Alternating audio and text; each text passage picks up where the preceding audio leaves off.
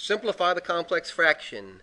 So, this is a horrible looking problem, and most problems are not quite this tough looking, but if you can do this, you can do anything. First thing I'm going to do here is start looking for patterns. My final goal is to get this mess over here into this form. Because if we can get into this form, we can do something with it. So what we need to do here is we need to get one fraction at the top and one fraction at the bottom. So we need to find a way to add these things together. So the first thing I did was this. I'm going to color code this so you can follow my work a little more easily if you don't mind. So I'm going to work on the top fractions first. So here we have this. I'm looking at this, right? This piece right here, and I'm asking myself, does it have anything in common with this piece at the bottom here? So if you notice, x cubed is a cube, and 27 is also a cube, right? 3 cubed is 27. So here I'm going to use difference of cubes. You have to remember this. So difference of cubes says to us this, that we have x cubed minus 27, and we can factor it. We can factor this out to x minus 3 times x squared plus 3x plus 9. Now, how that works is this. This is a cubed minus b cubed. And it breaks out into a minus b times a squared plus ab plus b squared. So if you wonder how did I get this crap, I use this technique right here. So what I'm going to do here is this. I'm going to rewrite this because see this x squared plus 3x plus 9? I have x squared, 2x squared plus 6x plus 18. So I'm going to rewrite this piece at the bottom, and you're going to see why in just a second. So I'm going to write this as x minus 3, x squared plus 3x plus 9. And over here, I'm going to factor out the greatest common factor, which happens to be 2, right? So it would be 2 times x squared plus 3x, right, plus 9.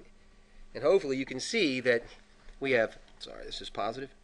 We have x squared plus 3x plus 9 on both sides here, right? On this side we're missing a, right? So on this side now, we're missing a factor of x minus 3. So here's a factor of x minus 3 over x minus 3. And of course I'm multiplying by 1, right? X minus 3 over x minus 3 is 1, isn't it? And here we're missing this factor of 2. So on this side I'm going to multiply this by 2 over 2. All right? All right. So now what I'm going to do, if you don't mind, is I'm going to distribute the 3 in, 3 times this, and then 3 times that. Then I'm going to multiply these two things and see what we get. And of course, 3 times x is 3x, and 3 times negative 3 is negative 9.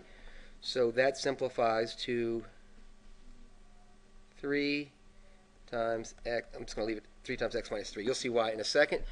And I'm going to multiply this 2 times x and get 2x, right?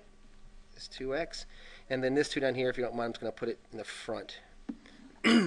Excuse me. Now I'm going to just start to regather my pieces. So the top piece is going to be 3 times x minus 3 plus 2x all over, right, 2. This one has a factor of 2, x minus 3, x minus 3, x squared plus 3x plus 9, x squared plus 3x plus 9. Same denominators, and that's what we're looking for, isn't it? So we have 2x minus 3, x squared plus 3x plus 9. Somebody out there is really tempted right now to do all this foiling, all this expansion. I would say just wait, but up at the top I think we get something easy. So I'm going to get 3 times x is 3x, 3 times negative 3 is negative 9. So we get 3x minus 9 here. 2x's plus 3x's is 5x's, isn't that right? So there's 5x minus 9. And I think, you guys, I think we're done with the, wow, that was a lot. I think we're done with the numerator. So now I've got to start with the denominator. And the way I look at this piece right here, this 3x minus 9, is that it's the same as 3 times x minus 3, isn't it? And the reason I'm doing that is because we have a factor here. Remember, this, because these things are being added, subtracted in this case, they're one factor. So I have a factor of x minus 3 here and a factor of x minus 3 here. The only thing we're missing is this 3. So I'm going to multiply this side by 3 over 3. Remember, that's just 1. 3 times 3 is 9. It's 9, isn't it? And this 3, I just put it here, just so you can see that they're the same thing. Is that all right? Well, this really went pretty fast.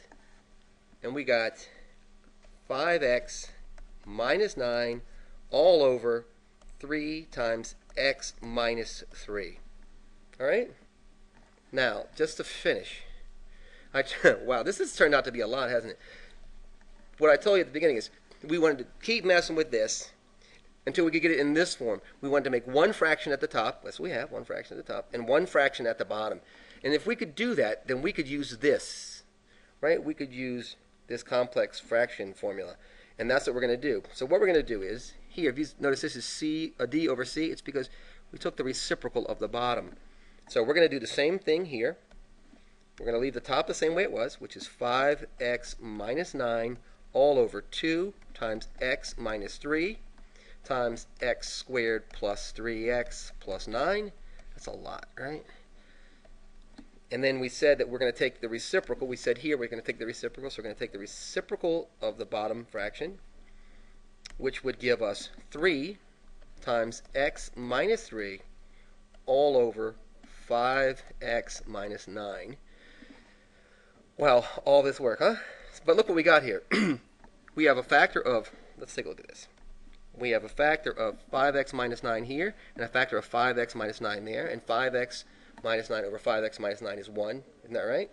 And then we also have a factor of x minus 3 here, and a factor of x minus 3. So a denominator here, numerator there, they cancel out.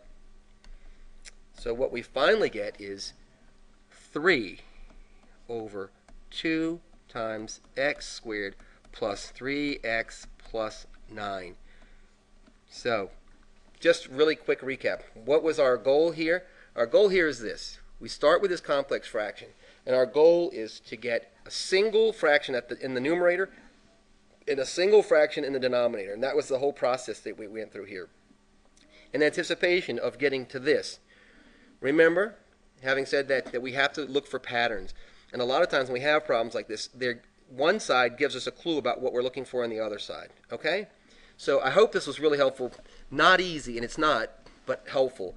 I appreciate your comments, and I hope that you've subscribed to my channel. Thanks, you guys.